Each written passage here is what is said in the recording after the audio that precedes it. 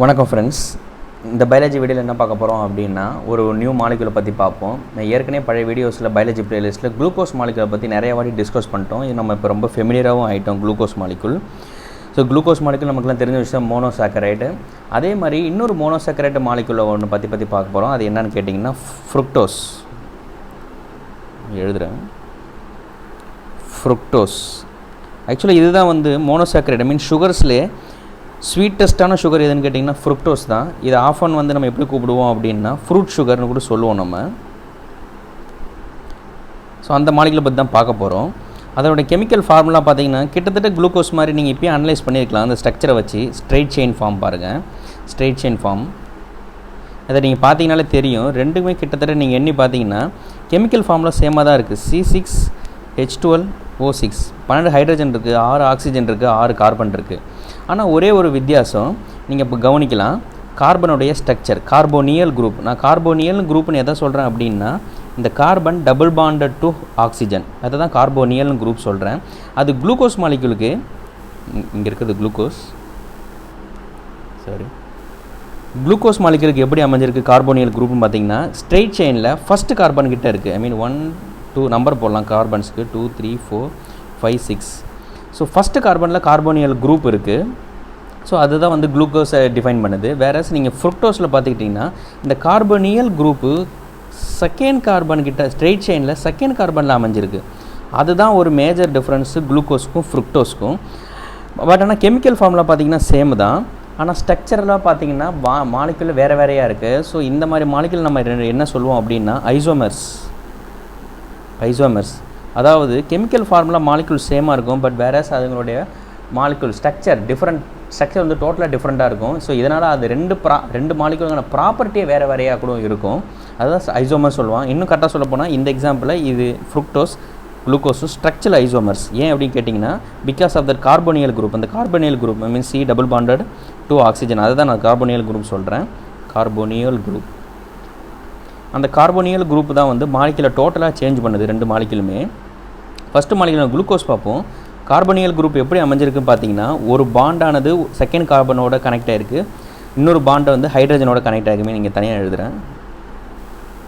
குளுக்கோஸில் இப்படி இருக்குது, ஹைட்ரஜனோடு அமைஞ்சிருக்கு, அடுத்து வந்து ஒரு கார்பன் செயினோடு அமைஞ்சிருக்கு. ஸோ இந்த மாதிரி நீங்கள் பார்க்கக்கூடிய கார்போனியல் குரூப்பை என்னன்னு சொல்லுவோம் அப்படின்னா ஆல்டிஹைடு.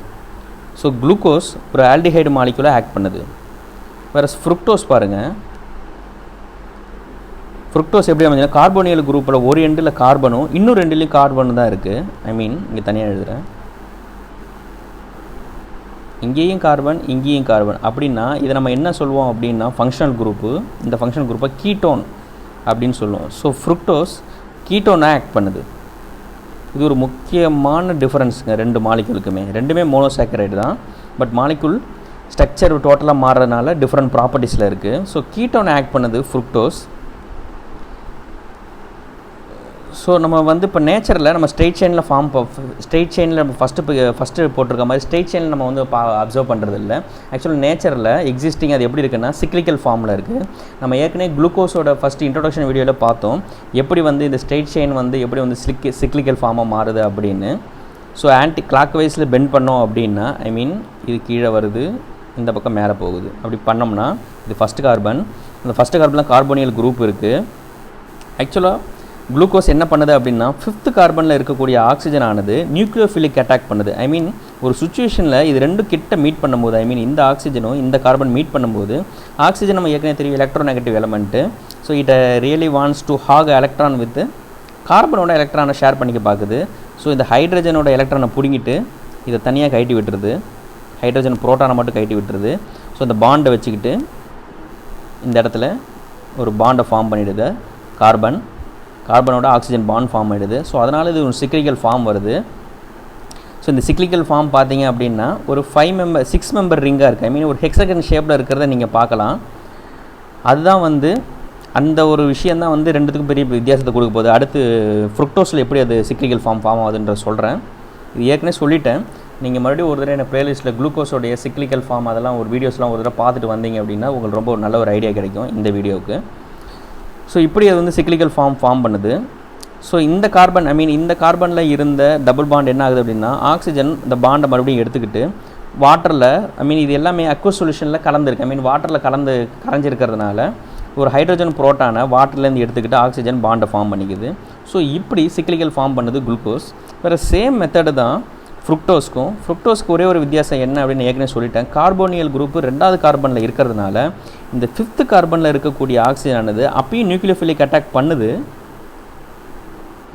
இந்த ஹைட்ரஜனை புரோட்டானை கைட்டி விட்டு ஆக்சிஜன் 2nd கார்பனில் இருக்கக்கூடிய கார்போனியல் குரூப்போட கார்பனுடைய ஒரு பாண்டை ஃபார்ம் பண்ணுது. ஸோ ஹைட்ரஜன் புரோட்டானை தண்ணியில் கைட்டி விட்டுருச்சு, அது ஒரு ஹைட்ரோனியம் அயானாக ஃபார்ம் ஆகிடும். அதே மாதிரி இந்த பாண்டை மறுபடியும் ஆக்சிஜன் ரிட்டர்ன் எடுத்துக்கிட்டு ஒரு தண்ணியில் இருக்கக்கூடிய ஒரு ஹைட்ரஜன் புரோட்டான் அக்செப்ட் பண்ணிவிட்டு ஸோ அங்கே ஒரு ஹைட்ரஜனை விட பாண்டு ஃபார்ம் பண்ணிடுது. ஸோ இப்படி இது சிக்லிக்கல் ஃபார்ம் பண்ணுது. ஒரு ரிங் ஷேப்பை ஃபார்ம் பண்ணுது. என்ன ஒரு ரெண்டுத்துக்கு ரிங் ஷேப்பில் என்ன டிஃப்ரென்ஸ் அப்படின்னு பார்த்தீங்கன்னா இது கிட்டத்தட்ட ஒரு பென்டகன் ஷேப்பில் இருக்குது. ஏன்னா 5 மெம்பர் ரிங், வேறு இது பார்த்தீங்கன்னா ஒரு ஹெக்ஸகன் ஷேப்பில் இருக்குது 6 மெம்பர் ரிங். அதுதான் ஒரு முக்கியமான வித்தியாசம். இன்னொரு நம்ம இன்றைக்கி ரியல் வேர்ல்டில் பார்க்கக்கூடிய இந்த 2 மோனோசாக்கரைடையும் வச்சு ஒரு டைசாக்கரைடு ஒரு மாலிகுல் ஒன்று இருக்குது. அதுதான் என்னென்னு கேட்டிங்க அப்படின்னா சுக்ரோஸ். இன்றைக்கி நீங்கள் வீட்டில் பார்க்கக்கூடிய டேபிள் சுகர் சர்க்கரை என்னன்னு பார்த்தீங்க அப்படின்னா ஆக்சுவலாக அது ஒரு டைசாக்கரைடு, அதுதான் சுக்ரோஸ். டைசாக்கரைடுனா 2 மோனோசாக்கரைடு சேர்ந்தது தான் டைசாக்கரைடு நமக்கு தெரியும். என்னென்ன மோனோசாக்கரைடு கேட்டிங்கன்னா இந்த ஃப்ருக்டோஸும் குளுக்கோஸும் தாங்க. எப்படி ஃபார்ம் ஆகிருக்கும் அப்படின்னா நம்ம டீஹைட்ரேஷன் சிந்தசிஸ்னு ஒரு வீடியோ இருக்குது, அந்த வீடியோ இதில் பார்த்துட்டு வந்தீங்கன்னா எப்படி 2 மோனோசாக்கரைடு டைசாக்கரைடாக மாறுன்றதை பார்க்கலாம்.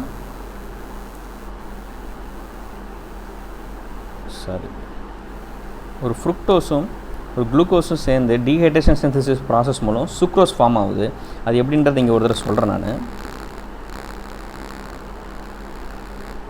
சார் நீங்கள் பார்க்கக்கூடிய இந்த ஃபஸ்ட்டு கார்பனில் இருக்கக்கூடிய ஆக்சிஜன் குளுக்கோஸில் ஃபஸ்ட்டு கார்பன் ஃபஸ்ட் நம்பர் 1 எழுதுகிறேன், வேறு கலரில் ரோஸ் கலர் யூஸ் பண்ணுறேன் பாருங்கள். ஃபஸ்ட்டு கார்பன், இந்த கார்பனில் இருக்கக்கூடிய ஆக்சிஜன் பாருங்கள். இந்த ஆக்சிஜன் ஒரு ரைட் டைம் வரும்போது ஃப்ருக்டோஸை மீட் பண்ணும்போது இந்த ஹைட்ரஜன் புரோட்டானை கைட்டி விட்டுட்டு இந்த ஆக்சிஜன் ஸ்ட்ரெயிட்டாக இந்த 2nd கார்பன் இருக்குது பாருங்கள், ஃப்ருக்டோஸுடைய 2nd கார்பனில் இருக்கக்கூடிய கார்பனை அட்டாக் பண்ணுது. கார்பன் என்ன பண்ணுது, ரைட் டைம் வரும்போது இந்த ஹைட்ராக்சைல் குரூப்பான OHஐ கைட்டி விட்டுட்டு இந்த OH வாட்டரில் ஒரு ஹைட்ரஜன் புரோட்டானை ஃபார்ம் பண்ணிவிட்டு வாட்டர் மாலிகுலாக ஃபார்ம் ஆகிடுது.